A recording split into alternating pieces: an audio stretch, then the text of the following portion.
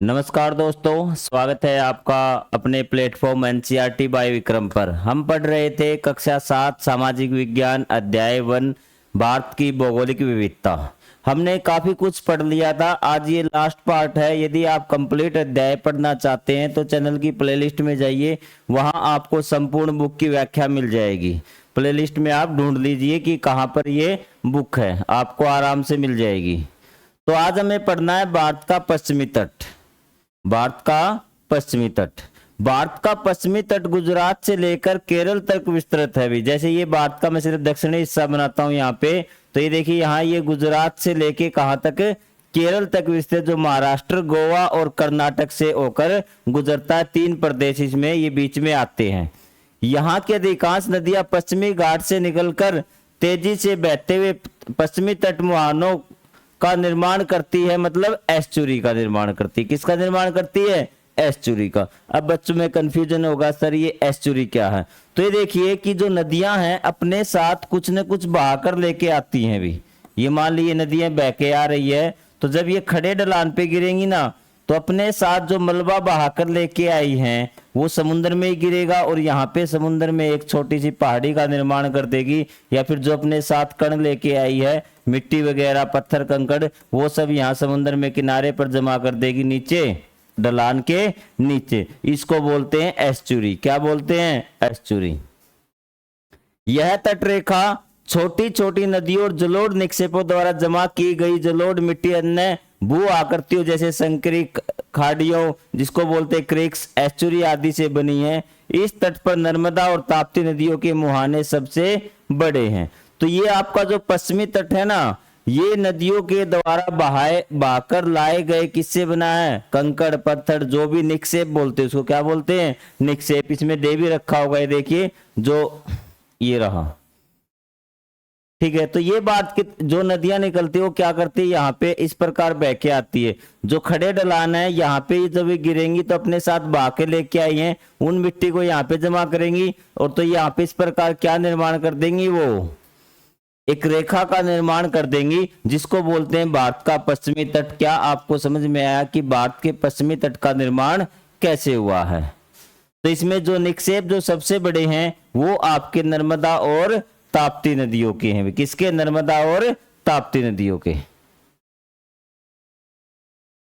पश्चिमी तट पर अनेक महत्वपूर्ण पतन और नगर हैं। वे सहस्त्र शताब्दियों से भारत की आर्थिक गतिविधियों के केंद्र रहे हैं। मतलब इसने बताया कि यहाँ पे बहुत सारे बंदरगाह हैं जहां समुद्री जहाज आकर रुकते हैं, और महत्वपूर्ण नगर भी हैं जो हजारों साल से भारत की आर्थिक गतिविधि हमने पढ़ा था क्लास 6 की सामाजिक विज्ञान के लास्ट लेक्चर में। आर्थिक गतिविधियां जहां पे पैसों का लेन देन होता है बाजार में, ठीक है, वो आर्थिक गतिविधि है। वो कोई भी गतिविधि जिसमें क्या होता है, पैसे का लेन देन होता है, वो आर्थिक गतिविधि कहलाती है। उसके बाद हम बात करेंगे पूर्वी तट। किसकी बात करेंगे? पूर्वी तट। ये देखिए आप, पश्चिमी तट के एक भाग का वायु दृश्य है। पश्चिमी घाट की पहाड़ियां अरब सागर के कितने समीप है भी। तो ये देखिए भी, ये आपको दिख रही है चीजें सारी, ये क्या है? पश्चिमी घाट है। क्या है ये? पश्चिमी घाट है। अब हम बात करते हैं पूर्वी घाट। पूर्वी तट पूर्वी घाट और बंगाल की खाड़ी के मध्य स्थित है। पूर्वी तट कहाँ है? पूर्वी तट पूर्वी घाट और बंगाल की खाड़ी। तो ये देखिए इस प्रकार से कि ये भारत का आपका मैप हो गया दक्षिण का, तो ये आपका पूर्वी घाट हो गया, ठीक है, और ये बंगाल की खाड़ी होगी। तो बीच में कौन है? ये पूर्वी तट। यह गंगा के डेल्टा से कन्याकुमारी तक विस्तृत है। इस विस्तृत मैदान और नदियों के डेल्टा जिनमें महानदी गोदावरी, कृष्णा, कावेरी आदि प्रमुख है। यहाँ चिल्का झील उड़ीसा में है, पुलिकट झील आंध्र प्रदेश में है। तो यहाँ कुछ झीलों के भी नाम आपको दे दिए गए हैं, वो आपको याद करने हैं। तो जो आपको ध्यान रखना है, जो पश्चिमी घाट था ना, वो तो किससे बना है? नदियों के एस्चुरी से। लेकिन जो आपका पूर्वी घाट है वहां पे क्या है? नदियों के डेल्टा है। नदियां अपने साथ मिट्टी बहाकर लेके आती ना, तो यहाँ पे एकदम से खड़े ढलान नहीं, बिल्कुल समतल मैदान है, उनको क्या बोलते हैं? डेल्टा बोलते हैं। नदी अपने मुहाने पे मैदानों का निर्माण करती है ना, उसको डेल्टा बोलते हैं। तो आपको दो झीलों के नाम याद रखने, चिल्का झील कहाँ है, उड़ीसा में, और पुलिकेट झील कहाँ, आंध्र प्रदेश में। महत्वपूर्ण लैगून पाई जाती हैं भी। लैगून झील क्या होता है कि जैसे, अब आप समझिए कि लैगून झील क्या होता है कि जैसे ये समुंदर है भी, कि ये आपका समुंदर है इस प्रकार से, तो जब ये समुंदर का पानी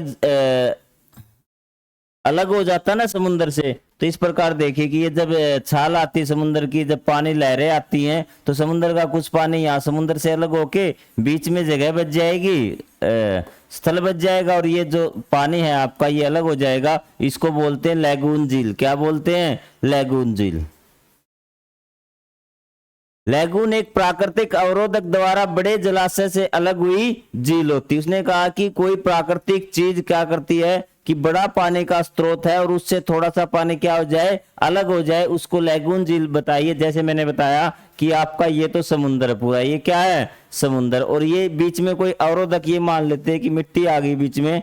यहाँ पे देखिए ये आपकी मिट्टी आ गई बीच में, और ये पानी का स्रोत है, आपको दिख रहा है यहाँ पे, ये पानी का बहुत बड़ा स्रोत है, ये बीच में अवरोधक हो गया, तो ये लैगून झील हम इसको बोलेंगे। क्या आपको समझ में आया कि लैगून झील क्या होती है? जब पानी के एक बहुत बड़े स्रोत से पानी का छोटा सा हिस्सा अलग हो जाता है ना, तो उसको लैगून झील बोलते हैं। जब नदियां अपने अवसादों को किसी बड़े जलाशय, महासागर, झील अथवा अपने मुहाने पर जमा करती है, तब बनने वाली भू आकृति को डेल्टा कहलाती है भी। तो इसने कहा कि जब नदियां अपने अवसाद, अपने साथ जो बहाकर चीजें लाई है ना, उनको चाहे महासागर, झील अपने मुहाने पर जमा कर देती है, और वो जो आकृति बनती है उसको डेल्टा बोलते हैं भी। कालांतर में ये अवसाद एकत्र होकर त्रिभुजाकार अथवा पंखाकार क्षेत्र का निर्माण करते थे। मतलब पहले ये इस प्रकार का चित्र बनाते थे, त्रिभुजाकार भी, नदी आके जब उसमें गिरती थी।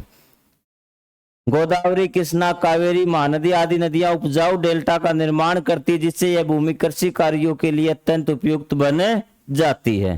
तो आप मुझे बताइए कि पश्चिमी घाट और पूर्वी घाट आपको समझ में आया। पश्चिमी घाट का निर्माण किससे हुआ? नदियों के एस्चुरी से, क्योंकि वहां पे आसपास समतल मैदान नहीं, उनके ढाल क्या बिल्कुल खड़े हैं। नदियां अपने साथ जो बहाकर लेके आती ना, उनको सीधा समुद्र में डालती, वहां पे इकट्ठा होते जाते हैं। तो इस प्रकार से उस घाट का निर्माण हुआ है। लेकिन आपका पूर्वी घाट पे क्या है कि नदियां डेल्टा का निर्माण करती है, एक समतल मैदान का जो बहुत ज्यादा उपजाऊ है। ये चीजें क्लियर हुई आपको दोनों। अब हम पढ़ेंगे भारतीय द्वीप समूह के बारे में भी। हिंद महासागर, अरब सागर, बंगाल की खाड़ी में स्थित द्वीपों के समूह को भारतीय द्वीप समूह कहते हैं भी। क्या बोलते हैं? भारतीय द्वीप समूह कहते हैं, जो भारतीय भू अधिकार का क्षेत्र है। मतलब कि ये आपका भारत हो गया अभी, ठीक है। तो हिंद महासागर आपका ये रहा नीचे, यहाँ पे आपका अरब सागर है, ये बंगाल की खाड़ी, ये चीज पता चल गई। इसमें जो छोटे छोटे भूमि के स्थल होते हैं ना, वो द्वीप समूह है भी। क्या है? द्वीप समूह। मतलब कि जो क्षेत्र, जो भूमि का एक छोटा हिस्सा जो चारों तरफ से पानी से घिरा होता है, उसको द्वीप बोलते हैं। और ये क्या, बहुत सारे द्वीप